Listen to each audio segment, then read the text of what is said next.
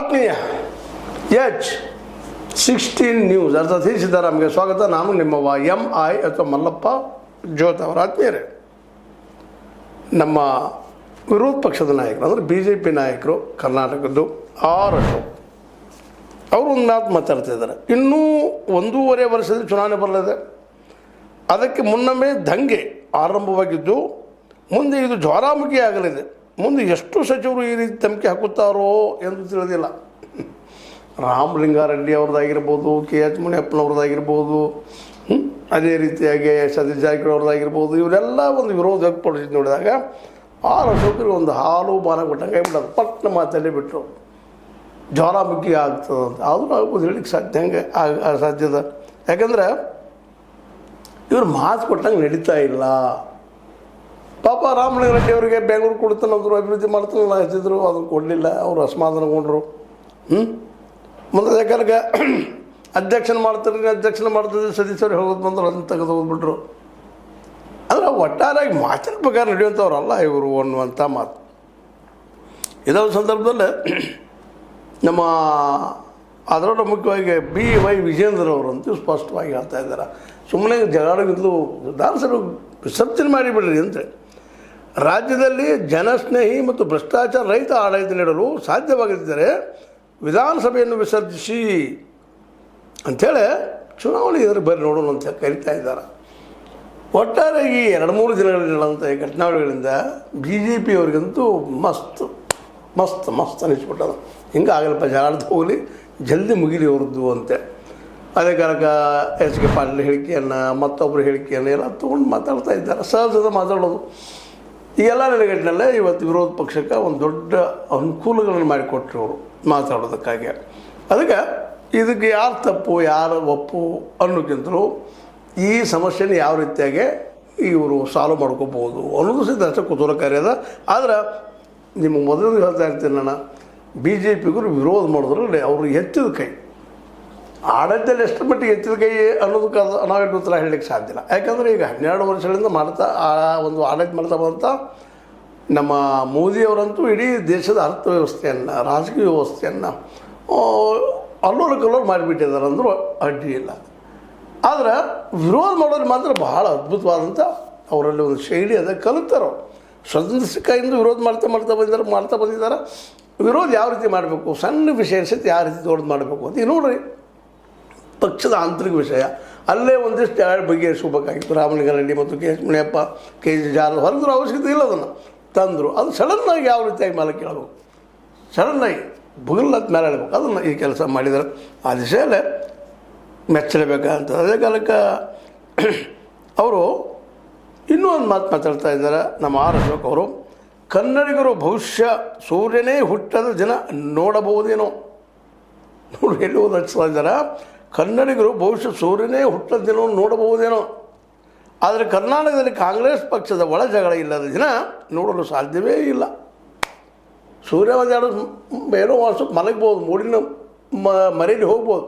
ಅದು ಇವ್ರು ಹಂಗಲ್ಲ, ಓಪನ್ ಬರೋವರ ಜಗಳವರಲ್ಲ. ಪ್ರತಿದಿನ ಇಲ್ಲಿವರು ನೋಡ್ತಾ ಇದ್ದು DK ಅವರು CM ಆಗೋ ತನಕ ಏನು ದಿನ ದಿಲ್ಲಿಗೆ ಹೋಗೋದು ಬರೋದು, ದಿಲ್ಲಿಗೆ ಹೋಗೋದು ಬರೋದು ಅಂತೂ ಯಶಸ್ವಿ ಆದ್ರು. ಅವರು DK ಶಿವಕುಮಾರ್ ಅವರು ಒದ್ದಾದ್ರೂ ಬಾಗಿಲು ತೆಗೆದಿದ್ರು, ಪ್ರೂವ್ ಮಾಡಿದ್ರು, ಹೌದಪ್ಪ ನಾ ಗಟ್ಟಿಗದ್ರಿ ತೆಗೆದು ಬಿಟ್ಟೆ ಅಂತೇಳಿ.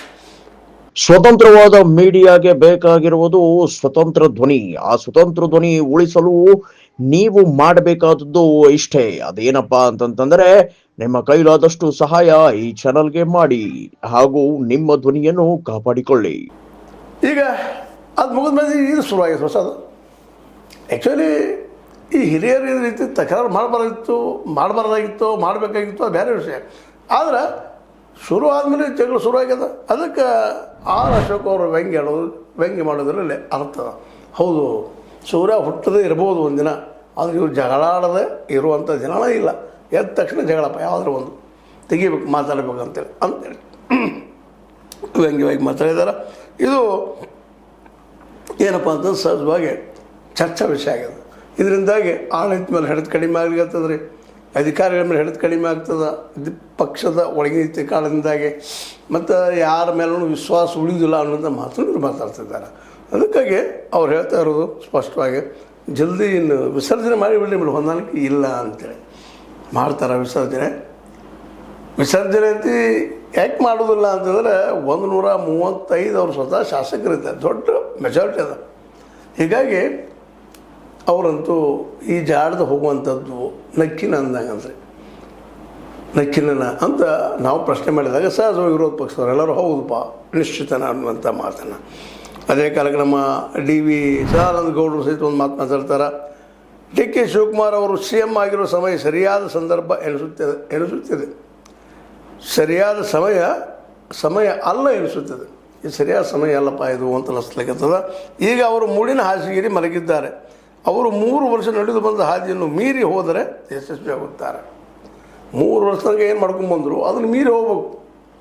ಅಂದರೆ ಈ ಘಟನೆಗಳನ್ನೆಲ್ಲ ಬಿಟ್ಟು ಹೊಸದು ಏನಾದ್ರು ಸಾಹಸ ಮಾಡಿದರೆ ಏನರ ಯಶಸ್ವಿ ಆಗ್ತಾರೆ. ಇದೇ ರೀತಿ ದಿನನಿತ್ಯ ಜಗಾಡ್ತಾ ಹೋದ್ರಪ್ಪ ಅಂತಂದ್ರೆ ಇವರ ದಿನಗಳು ಮುಗಿದುಪ್ಪ ಅನ್ನೋ ಗ್ಯಾರಂಟಿ ಅಂತೇಳಿ. ಒಟ್ಟಾರೆಯಾಗಿ ಇವೆಲ್ಲ ನೋಡಿದಾಗ ವಿರೋಧ ಪಕ್ಷದ ದಾಳಿ ನೋಡಿದಾಗ ಯಾಕೋ ಇಲ್ಲಿವರೆಗೆ ಇಷ್ಟರೊಳಗೆ ಅಟ್ಯಾಕ್ ಮಾಡಬೇಕಾಗಿತ್ತು ನಮ್ಮ ಕುಮಾರಸ್ವಾಮಿಗಳು ಯಾಕೋ ಮೌನಕ್ಕೆ ಸರಿದ್ದಾರೆ. ಅವರು ಸ್ವಲ್ಪ ದಿನ ಬಿಟ್ಟಿದ್ದಾರೆ ಅಂತ ಕಾಣ್ತದೆ. ಇಲ್ಲಾಂದ್ರೆ ಇಷ್ಟರೊಳಗೆ ಅವರು ಮಾತಾಡ್ತಾ ಇದ್ದರು. ಯಾಕಂದರೆ ಅವರ ಒಕ್ಕಲಿಗ ಸಮುದಾಯದವರು ಮತ್ತು ನಾವು ಅವ್ರಿಗೆ ಏನಪ್ಪ ಅಂತಂದ್ರೆ ಒಂದಿಷ್ಟು ನಾವು ರಕ್ಷಣೆ ಕೊಟ್ಟಿವಿ ಅಂತ ತೋರಿಸ್ಕೊಳ್ಳೋ ಮತ್ತು ಏ ವಿರೋಧ ಮಾಡಿದರೆ ಒಕ್ಕಲಿಗೆ ಒಬ್ಬ ಮುಖ್ಯಮಂತ್ರಿಯಾಗಿ ಅದನ್ನು ತಪ್ಪಿಸಿದ್ರೆ ನೀವು ಅನ್ನುವಂಥ ಆರೋಪ ಬರಬಾರದನ್ನೋ ಕಾರಣಕ್ಕಾಗಿಯೋ ಮೌನಾಗಿದ್ದಾರೆ. ಯಾಕಂದರೆ ಅವರು ಮಾತಾಡೋರು ಅವ್ರಿಗೆ ಬಿಡುವಂಥವ್ರಲ್ಲ. ಮತ್ತು ಅವ್ರ ದೊಡ್ಡ ಏನಾಗಿತ್ತಪ್ಪ ಅಂದ್ರೆ DK ಶಿವಕುಮಾರ್ಗೆ ಮುಖ್ಯಮಂತ್ರಿ ಸ್ಥಾನ ಸಿಗುವುದಿಲ್ಲ, ನಾವು ಅದನ್ನು ಇಷ್ಟು ತೊಗೊಂಡು ಮಾಡಬೇಕು ಅಂತೇಳಿ. ಇವತ್ತು ಏನಾಗಿಬಿಟ್ಟಿದಪ್ಪ ಅಂದ್ರೆ ಒಕ್ಕಲಿಗರಲ್ಲ ಆಯ್ತು ನಮ್ಮ ಮನುಷ್ಯ ಒಬ್ಬ ಇವತ್ತು ಅಧ್ಯಕ್ಷ ಇದು ನಮ್ಮ CM ಆಗಿದ್ದಾರೆ, ನಮಗೆಲ್ಲ ಒಂದು ಸಂದ ಗೌರವ ಅಂತ ಭಾಳಷ್ಟು ಒಕ್ಕಲಿಗರು ಅವ್ರಿಗೆ ಬೆಂಬಲಿಗರು ನಿಂತೇಳಿದಾಗ ಅವರನ್ನು ವಿರೋಧ ಮಾಡೋದು ಸರಿ ಅಲ್ಲ ಅನ್ನೋ ಕಾರಣಕ್ಕೆ ಬಿಟ್ಟಿದ್ದಾರೆ ಅಂತ ಕಾಣ್ತದೆ ಕುಮಾರಸ್ವಾಮಿಗಳು. ಅದರಲ್ಲೂ DKC ಒಳ್ಳೆ ಬುದ್ಧಿವಂತಿಕೆಯಿಂದ ನಮ್ಮ ದೇವೇಗೌಡರು ದೊಡ್ಡ ದೇವೇಗೌಡರು ಅಂತ ಕರಿತಾರೆ, ದೊಡ್ಡ ಗೌಡರು ಅಂತ ಕರಿತಾರೆ. ಅವ್ರಿಗೆ ದೇವೇಗೌಡರು ಹೋಗಿ ಅವರಿಗೆ ಸನ್ಮಾನ ಮಾಡಿ ಕಾಲು ಮುಗಿದು ಬಂದ ತಕ್ಷಣ ಮತ್ತು ಇನ್ನೂ 2-3 ದಿವಸ ಆಗಿಲ್ಲ ಇಷ್ಟೋ ನಾವು ವಿರೋಧ ವ್ಯಕ್ತ ಮಾಡಿದರೆ ನಮ್ಮ ಒಕ್ಕಲಿಗರ ನನ್ನ ಬಗ್ಗೆ ಒಂದು ಮಾತು ಕಡಿಮೆ ಆಗ್ಬೋದು. ಯಾಕೆ ನಮ್ಮವರೊಬ್ಬರು ಆಗಿದ್ದಾರೆ ಸೇಮ್ ಇವತ್ತು ನೀವು ಹಿಂದೆ ಆಗಿದ್ದಲ್ಲ ಅನ್ನುವಂಗೆ ಅನೇಕರು ಮಾತಾಡಬಹುದು ಅಂತ ಗಪ್ಪಾಗಿರ್ಬೋದು, ಸುಮ್ಮನಾಗಿರ್ಬೋದು. ಆದರೆ ಉಳಿದವ್ರಿಗೆ ಏನಿಲ್ಲ, ಈಗ ಎಲ್ಲರೂ ಮಾತಾಡೋಕ್ಕೆ ಶುರು ಮಾಡಿಬಿಟ್ಟಿದ್ದಾರೆ. ಯಾಕಂದ್ರೆ BJPಗೂ ಅಷ್ಟೇ ಇಂಪಾರ್ಟೆಂಟ್ ಅದು 2028 ಇಲ್ಲಿ ಗೆಲ್ಲಲೇಬೇಕಪ್ಪ, ಇಲ್ಲಿ ಸರ್ಕಾರ ಮಾಡಲೇಬೇಕಂತೇಳಿ. ಅದಕ್ಕೆ ಇವ್ರು ಎಷ್ಟು ಜೋರಾಗಿ ಕೊಡ್ಬೇಕಂತಾರೆ ಅಷ್ಟು ಜೋರಾಗಿ ಕಾಲು ಹಾಕುವಂಥದ್ದು, ಸಣ್ಣ ತಪ್ಪನ್ನು ಸಹಿತ ರಾವು ಗನ್ನಲ್ಲಿ ಹೇಳಿ ತೋರಿಸುವಂಥ ಕೆಲಸ ಮಾಡ್ತಾ ಇದ್ದಾರೆ. ಆ ಕೆಲಸ ಬೇಕು ಮತ್ತು ವಿರೋಧ ಪಕ್ಷಗಳಿಂದ ಆ ದೃಷ್ಟಿಯಿಂದ ಮಾಡಿದ್ದಾರೆ. ಆ ಸರಿಯೋ ತಪ್ಪು ಅಂತ ವಿಚಾರ ಮಾಡುವಂಥದ್ದು. ಬಟ್ ಈಗ ಮಾತ್ರ ಆರ್ ಅಶೋಕ್ ಆಯ್ತು, ನಮ್ಮ ವಿಜೇಂದ್ರ ಅವರು ಆಯ್ತು, ಇವರೆಲ್ಲರೂ ಕಾಂಗ್ರೆಸ್ನಾಗ ದಂಗೆ ಎದ್ದದ, ಇದು ಜ್ವಾಲಾಮುಖಿ ಆಗ್ತದೆ, ದೊಡ್ಡದಾಗಿ ಬೆಳೀತದೆ, ತನ್ನ ಬಿದ್ದು ಹೋಗ್ತದೆ ಸರ್ಕಾರ ಅಂತೇಳಿ. ಆದರೆ ಇವತ್ತಿನ ಡೆವಲಪ್ಮೆಂಟ್ ನೋಡಿದಾಗ ನಮ್ಮ DK ಶಿವಕುಮಾರ್ ಅವರು ವಿಶೇಷವಾಗಿ ನಮ್ಮ ರಾಮಲಿಂಗಾರೆಡ್ಡಿ ಅವರಿಗೆ ಆಯಿತು, KH ಮುನಿಯಪ್ಪನವ್ರಿಗೆ ಆಯಿತು, ಅವರನ್ನು ವಿಶ್ವಾಸ ತೆಗೆದುಕೊಳ್ಳುವಂಥದ್ದು. ನಿನ್ನೆ ನಡೆದ ಮಾತುಕತೆಯಲ್ಲೇ ರಾಹುಲ್ ಗಾಂಧಿಯವರು ಸಹಿತ KH ಮುನಿಯಪ್ಪನವ್ರಿಗೆ ಏನೋ ಸಮಾಧಾನಕರ ಒಂದಿಷ್ಟು ಮಾತಾಡಿದ್ದಾರೆ. ಅವರು ಸಮಾಧಾನ ಆಗಿದ್ದಾರೆ. ಅಂದ್ರೆ ಇದು ಆರಂಭದಲ್ಲಿದ್ದಂಥ ಒಂದು ಸ್ವಲ್ಪ ಮನಸ್ಸಿನ ಒಂದು ಏನಿದೆ ವಿಕೋಪಗಳು ಕಡಿಮೆ ಆಗ್ಬೋದು ಮುಂದಿನ ದಿನದಲ್ಲಿ ಅಂತ ಒಂದು. ಆದರೆ ಒಂದು ಮಾತನ್ನು ನೆನಪಿಡಬೇಕು, ಇಂಥ ಘಟನೆಗಳು ಮತ್ತೆ ರಿಪೀಟ್ ಆಗ್ತಾ ಹೋಯ್ತಂದ್ರೆ ಮತ್ತು ಇಂಥದ್ದು ಘಟನೆ ನಡೀತಾ ಹೋದಪ್ಪ ಅಂದ್ರೆ ಮಾತ್ರ ಕಾಂಗ್ರೆಸ್ಸಿಗೆ ಉಳಿಗಾಲಿಲ್ಲ ಅಂತ ಅತ್ಯಂತ ಸ್ಪಷ್ಟವಾಗಿ ಹೇಳಬೇಕಾಗಿದೆ. ಆ ದಿಶೆಯಲ್ಲಿ DK ಶಿವಕುಮಾರ್ ಅವರು ಹಿರಿಯರನ್ನು ವಿಶ್ವಾಸ ತೆಗೆದುಕೊಂಡ ಹೊಸವರಿಗೂ ಅವಕಾಶ ಕೊಡುವಂಥ ಕೆಲಸವನ್ನು ಮಾಡಬೇಕಾಗಿದೆ. ಅದು ಮುಂದಿನ ದಿನದಲ್ಲಿ ಮಾಡ್ಬೋದು. ಮತ್ತು ದಿನವೂ ಭಾಳಿಲ್ಲ, ಆದಷ್ಟು ಜಲ್ದಿ ಮಾಡಿ ಆದಷ್ಟು ಅವ್ರ ಜವಾಬ್ದಾರಿ ಹೆಚ್ಚಿಬಿಟ್ರಪ್ಪ ಅಂತಂದ್ರೆ ಅವ್ರು ಕೆಲಸ ಮಾಡ್ತಾ ರಾಜ್ಯದ ಡೆವಲಪ್ಮೆಂಟ್ಗಳು ಆಗಲಿಕ್ಕೆ ಸಾಧ್ಯ ಅದಾವ ಅನ್ನುವಂಥ ಮಾತನ್ನು ನಾವಿಲ್ಲಿ ನೆನಪಿಸ್ಬೇಕಾಗ್ತದೆ.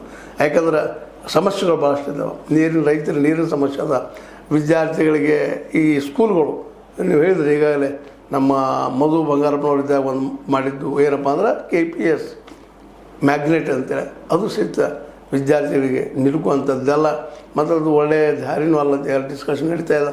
ಅನೇಕ ಶಿಕ್ಷಣ ತಜ್ಞರು ಅದು ವಿರೋಧ ಮಾಡ್ತಾ ಇದ್ದಾರೆ. ಪ್ರತಿ ಹಳ್ಳಿಗೂ 7ನೇ ತನಕ ಶಾಲೆಗಳು ಬೇಕು, ಜೊತೆಗೆ ಒಂದು ಪಂಚಾಯತಿಗೆ ಒಂದು 8th ಇಂದ 12th ತನಕ ಅಂದ್ರೆ 10+2 ತನಕ ಅಲ್ಲಿ ಶಾಲೆಗಳು ಆಗಬೇಕು ಅಂದಾಗ ಎಲ್ಲ ಮಕ್ಕಳಿಗೂ ಸರ್ಕಾರ ಮುಟ್ಲಿಕ್ಕೆ ಸಾಧ್ಯದ ಮತ್ತು ಅವ್ರ ಡೆವಲಪ್ಮೆಂಟ್ ಆಗಲಿಕ್ಕೆ ಸಾಧ್ಯ ಅನ್ನೋಂಥ ಮಾತುಗಳು ಕೇಳಿ ಬರ್ತಾ ಇದ್ದಾವೆ. ಒಟ್ಟಾರೆ ಸಮಸ್ಯೆಗಳತ್ತ ಅವ್ರ ಪರಿಹಾರಗಳತ್ತ DKC ಅವ್ರ ಮನಸ್ಸು ಮಾಡಬೇಕು. ಆಲ್ರೆಡಿ ಏನೋ ಮಾಡಿದ್ರು, ಒಂದಿಷ್ಟು 6 ಘೋಷಣೆ ಮಾಡಿದ್ದಾರೆ, ಜೊತೆಗೆ 5 ಗ್ಯಾರಂಟಿಗಳಿದ್ದಾವೆ. ಅವುಗಳನ್ನ ಆದಷ್ಟು ಜಲ್ದಿ ಅನುಷ್ಠಾನ ಅಂತಂದರೆ ಮೊದಲು 56,000 ಪೋಸ್ಟ್ಗಳು ಕಾಲೇಜ್ ಪೋಸ್ಟ್ಗಳನ್ನು ತುಂಬಿಕೊಳ್ಳುವಂಥ ಹಾದಿಗೆ ಹೋಗಬೇಕಾಗಿದ್ದು ಅದ್ರ ಕರ್ತವ್ಯ ಡಿ ಕೆ ಶಿವಕುಮಾರ್ ಸರ್ಕಾರದ್ದು. ಅದು ಮಾಡಬಹುದು ಅಂತ ನಮ್ಮದು. ಮಾಡದೇ ಇದ್ದರೆ ವಿರೋಧ ಪಕ್ಷಗಳಿದ್ದಾರೆ ಅದನ್ನು ದೊಡ್ಡದು ಮಾಡೋದಕ್ಕೆ ಅಂತ ಹೇಳ್ತಾ, ಇದು ನಿಜವಾಗಿಯೂ ಎಚ್ ಕೆ ಪಾಟೀಲ್ ಹೇಳಿದಂಗೆ ಈ ಬಂಡಾಯಗಳು ಎಚ್ಚರಿಕೆ ಕರೆಗಂಟೆ ಡಿ ಕೆ ಶಿವಕುಮಾರ್ ಅವರಿಗೆ. ಇಲ್ಲಾಂದರೆ ಡಿ ಕೆ ಶಿವಕುಮಾರ್ ಅವ್ರ ಸರ್ಕಾರ ಅಲ್ಲೋಳು ಕಲ್ಲೋಳು ಎರಡು ಮಾತಿಲ್ಲ. ಅದಕ್ಕೆ ಜಗಳ ಬಿಡ್ರಿ, ಒಂದಾಗ್ರಿ, ಕೆಲಸ ಮಾಡಿರಿ ಅನ್ನೋದು ವಿರೋಧಿಗಳ ವಾರ್ನಿಂಗ್. ಏನಂತೀರಿ ಇದಕ್ಕೆ? ಸರಿ ಅಂತೀರ ಸೊ ಇಲ್ಲ ಅಂತೀರ? ಏನಂತೀರ ರೀ? ಒಟ್ಟು ಕಾಮೆಂಟ್ ಮಾಡ್ತಾಯಿರ್ರಿ, ಟೀಕೆ ಮಾಡ್ತಾಯಿರ್ರಿ, ಬೇಡ ಹೊಗಳ್ತಾ ಇರ್ರಿ, ಏನಾರ ಮಾಡಿರಿ, ಸಂಪರ್ಕದಲ್ಲಿರ್ರಿ ಅಂತ ಹೇಳ್ತಾ, ಮತ್ತು ಸಬ್ಸ್ಕ್ರೈಬ್ ಮಾಡೋದು ನಿಲ್ಲಿಸ್ಬೇಡ ಅಂತ ಹೇಳ್ತಾ, H16 ನ್ಯೂಸ್ ಅರ್ಥಾತ್ ಸೀತಾರಾಮ ಸತ್ಯಕಾಯಿಗಳಿಗೆ ವಂದನೆಗಳು. ಆತ್ಮೀಯ ಸಾರ್ವಜನಿಕರಲ್ಲಿ H16 ಅರ್ಥಾತ್ ಸೀತಾರಾಮದಿಂದ ಒಂದು ಮನವಿ. ಈ ಸಂಸ್ಥೆ ಭ್ರಷ್ಟಾಚಾರ, ಅನ್ಯಾಯ, ಅತ್ಯಾಚಾರಗಳಿಂದ ನೊಂದವರ ವೇದಿಕೆ. ಅನ್ಯಾಯಕೋರರ, ಭೂಗಳ್ಳರ, ನಶಾ ಸಾರಾಯಿ ಮಾಫಿಯಾಗಳ ವಿರುದ್ಧದ ಧ್ವನಿ. ರೈತರ, ಕೂಲಿಕಾರ, ಕಾರ್ಮಿಕರ, ಬಿದ್ದ ಸಮುದಾಯ ಜನರ ಧ್ವನಿ. ಬೆಂಬಲವಾಗಿ ನಿಂತು ತನುಮನ ಧನದ ಸಹಾಯಕ್ಕೆ ಸಾರ್ವಜನಿಕರಲ್ಲಿ ಕೋರಿಕೆ. ದಾನದ ಸಹಾಯ ನೀಡಿ ಸ್ವಾತಂತ್ರ್ಯ ಪತ್ರಿಕೋದ್ಯಮ ಉಳಿಸಿ ಬೆಳೆಸಿ. ವಂದನೆಗಳು. ತಮ್ಮನ್ನೇ ನಂಬಿರುವ ಮಲ್ಲಪ್ಪ ಇ ಜೋತಾವರ್. ಈ ಕೆಳಗಿನ QR ಸ್ಕ್ಯಾನ್ ಮಾಡಿ ಅಥವಾ ಈ ನಂಬರ್ ಅಂದರೆ 7411402405ಗೆ ಇಲ್ಲ 9686864852ಗೆ ನೀವು ಫೋನ್ಪೇ ಮಾಡಿ, ಪೇಟಿಎಮ್ ಮಾಡಿ ಅಥವಾ ಇನ್ನಾವುದೇ ಮಾಧ್ಯಮದಿಂದ ಗೂಗಲ್ ಮೂಲಕ ಸಹಾಯ ಮಾಡಿ ಈ ಪ್ರಾಮಾಣಿಕ ಪತ್ರಿಕೋದ್ಯಮವನ್ನು ಉಳಿಸಿ ಅಂತ ಮತ್ತೊಮ್ಮೆ ಮನವಿ. ವಂದನೆಗಳು.